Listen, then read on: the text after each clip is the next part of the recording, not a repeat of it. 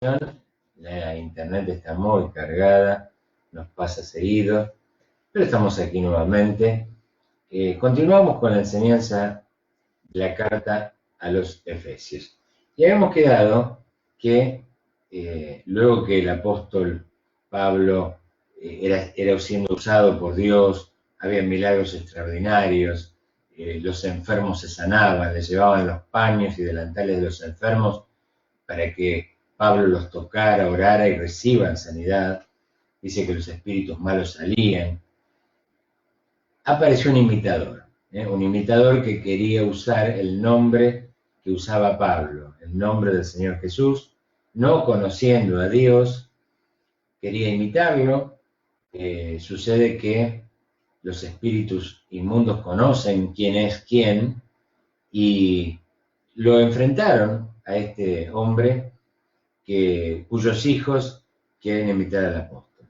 El asunto es que un pasaje impactante, el espíritu inmundo que estaba en un hombre, los agredía, el hombre les pegó, tuvieron que huir, con lo cual nos da una idea de que no podemos jugar con el Evangelio y que los que servimos a Dios fuimos elegidos por Dios con propósitos, con planes, con proyectos. Cada uno tiene el propósito que Dios dispuso. Así que un pasaje un poco llamativo, donde el espíritu inmundo que estaba dentro de una persona los enfrenta a aquellos que no eran cristianos, no eran creyentes, sino que querían imitar a la administración de Pablo. En el mundo espiritual todo se sabe, todos se conocen, hay jerarquías, hay rangos. El nombre de Jesús es poderoso, Él es preeminente y Él tiene todo poder y autoridad. Y ese es el nombre que usamos los hijos de Dios conforme a lo que el Señor nos ha enseñado, ¿no? Ir por todo el mundo, predicar el Evangelio a toda criatura, enseñándoles todas las cosas, que guarden su palabra, y Él está todos los días con nosotros hasta el fin del mundo. Bien, dicho esto, continuamos, estoy con Hechos de los Apóstoles, en el capítulo 19. Luego hay un relato de que aquellos que practicaban la magia, que fueron convertidos por el mensaje del apóstol Pablo acerca de Jesús, cuando vieron que estaban practicando algo que no les conducía a nada, que tal vez producía milagros milagrosos, que Dios no estaba presente en esa práctica, bueno, se dieron cuenta que tenían montones de libros de magia que ya no les servían. ¿Qué hicieron? Los quemaron. Y estábamos recordando en el video anterior que si hay libros o elementos o objetos que no agradan a Dios, que forman parte tal vez de una fe anterior que tenías, este es el tiempo para que los quites del placar, del ropero, de abajo de la cama, todo lo que proviene de una fe anterior, una religión que no agrada a Dios, que no te sirve para nada, está bueno sacarlo, ¿eh? Al contenedor, bolsita, a donde sea. No digo que lo prenda fuego por las dudas, pero destruílo, cortalo, rompelo, para que otro no tenga ocasión de usar esas cosas. Ese fue otro impacto grande antes de la fundación, antes de la carta del apóstol a la iglesia de Éfeso. Otro detalle importante de la fundación, los magos se convirtieron como símbolo de esa conversión, exteriorizan la conversión quemando los libros. Pero además estaba el tema del negocio que estaba alrededor del templo de la gran diosa Diana. Era un lugar, como dijimos, donde concurría mucha gente de todas partes de la zona. Y se fabricaban imágenes. En este caso eran templos chiquitos, como un souvenir, templecillos de plata. Y aquel que iba de visita al gran templo de la diosa Diana, se llevaba este souvenir, se llevaba este recuerdo, y esto producía mucha fabricación, mucha venta, mucha ganancia. Como el Evangelio entró fuertemente en Éfeso, muchos se convirtieron, como dije antes. Los magos quemaron los libros de magia. Y aquellos que acostumbraban a ir a visitar ese templo y a comprar este tipo de recuerdos, dejaron de hacerlo. Entonces, la economía del templo y los negocios circundantes cambió muchísimo. Y esto a causa de la salvación que provenía de Jesucristo en los corazones de los hombres. Entonces, se produjo un gran alboroto, que está relatado en Hechos de los Apóstoles, y lo vamos a leer juntos, si tenés tu Biblia, en Hechos capítulo 19, versículo 23. Estoy usando la versión Reina Valera, sé que hay muchas, pero vamos a unificar en esta para que podamos seguir el texto de la misma manera. Y dice relativo al alboroto de Éfeso: hubo por aquel tiempo un disturbio no pequeño acerca del camino con mayúscula, o sea, acerca del Señor, acerca de la doctrina, de la palabra de Dios. Porque un platero llamado Demetrio, que hacía de plata templecillos de Diana, daba no poca ganancia a los artífices, a los cuales, reunidos con los obreros del mismo oficio, dijo: varones, sabéis que de este oficio obtenemos nuestra riqueza. Pero veis y oís que este Pablo, no solamente en Éfeso, sino en casi toda Asia, ha apartado a mucha gente con persuasión, diciendo que no son dioses los que se hacen con las manos. Y no solamente hay peligro de que este nuestro negocio venga a desacreditarse, sino también que el templo de la gran diosa Diana sea estimado en nada y comience a ser destruida la majestad de aquella a quien venera toda Asia y el mundo entero. Cuando oyeron estas cosas, se llenaron de ira y gritaron diciendo: grande es Diana de los Efesios. Y la ciudad se llenó de confusión, y a una se lanzaron al teatro, arrebatando a Gallo y a Aristarco, macedonios, compañeros de Pablo. Y queriendo Pablo salir al pueblo, los discípulos no le dejaron. También algunas de las autoridades de Asia, que eran sus amigos, le enviaron recado rogándole que no se presentase en el teatro. Unos, pues, gritaban una cosa y otros otra, porque la concurrencia estaba confusa y los más no sabían por qué se habían reunido. Y sacaron de entre la multitud a Alejandro, empujándole los judíos. Entonces Alejandro, pedido silencio con la mano, quería hablar en su defensa ante el pueblo.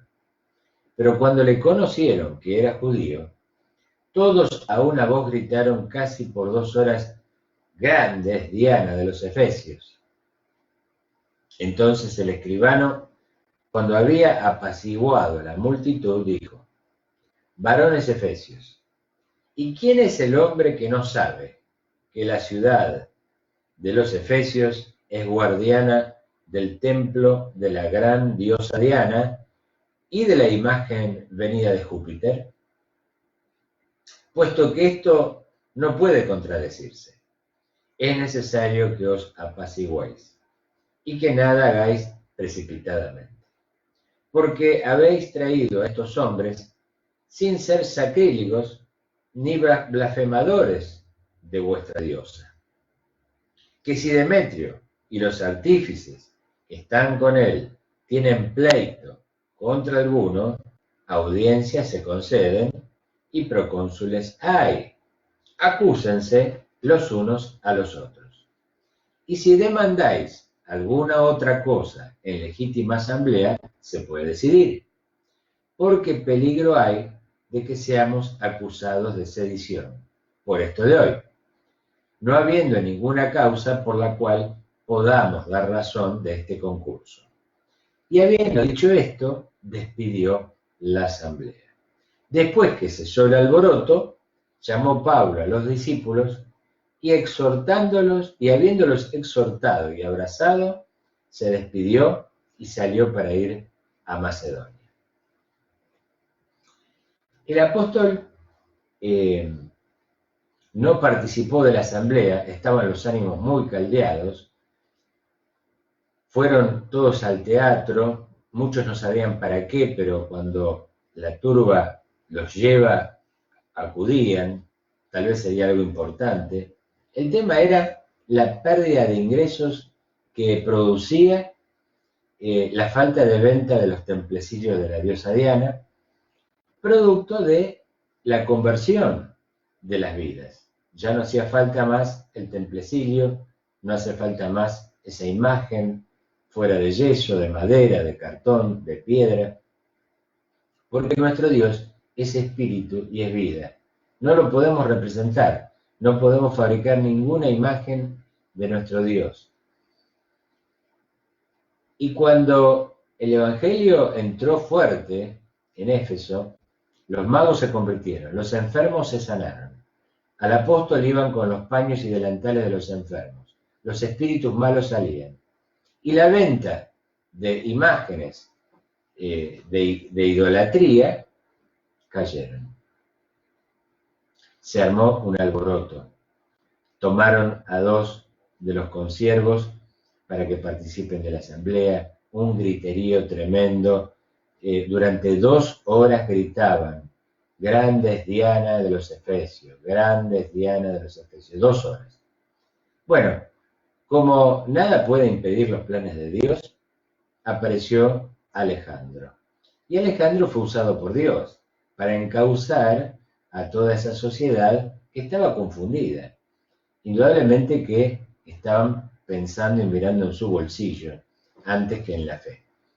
Alejandro, con una habilidad maravillosa, guiado por Dios, no los contradijo a los miembros de la asamblea, sino que dio por sentado que nadie estaba en contra de Diana, que era realmente la diosa de los Efesios, porque en realidad nosotros no estamos predicando una nueva religión, estamos hablando de una relación con el Señor Jesucristo.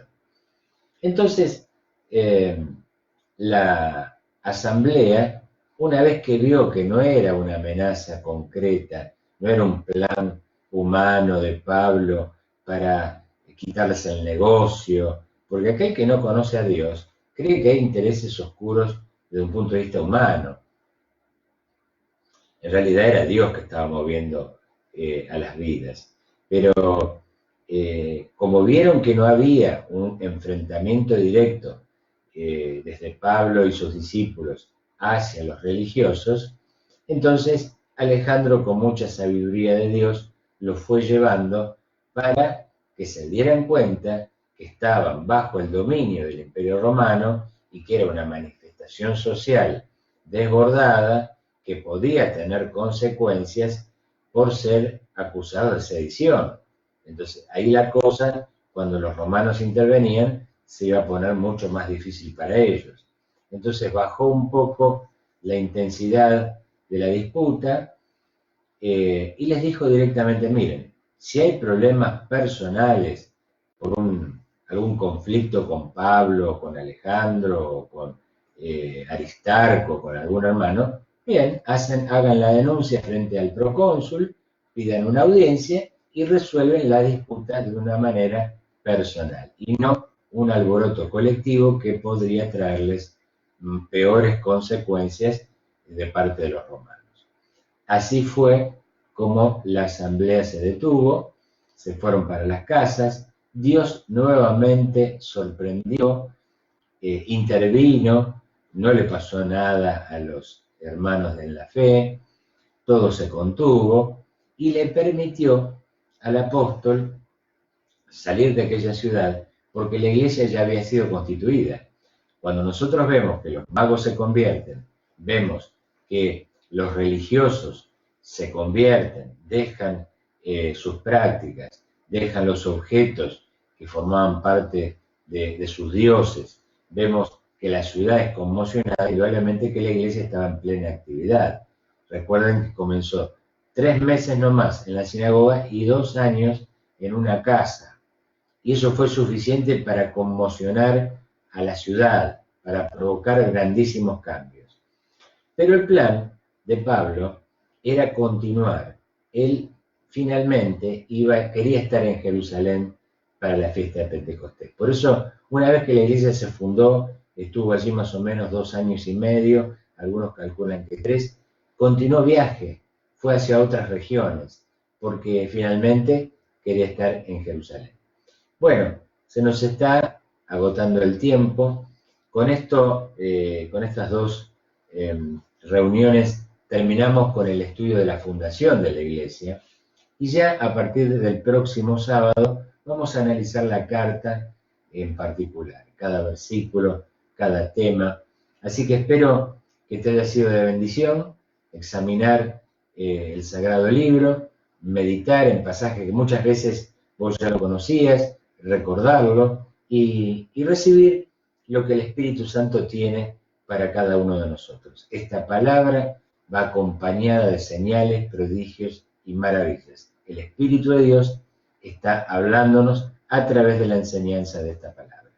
Bueno, por hoy vamos a dejar aquí. Soy el doctor Ángel Ruiz, el presidente del Ministerio Puerta del Cielo de Buenos Aires, y te invito a que mañana, domingo, a las 9 de la mañana, tempranito, te unas con nosotros. Voy a estar con la pastora Adriana para hacer la oración matutina, para comenzar el día de una manera muy distinta. Vamos a alabar a Dios, recibimos el mensaje y luego nos ponemos a orar unos por los otros, que tanto hace falta. Hay muchísima necesidad en este mundo y la Iglesia de Dios tiene que cumplir esa función espiritual, orar y clamar por las necesidades. Nos vemos entonces mañana tempranito y los sábados a las 7 de la tarde una enseñanza de la palabra de Dios y seguimos con Efesios. Chao, Dios te bendiga mucho.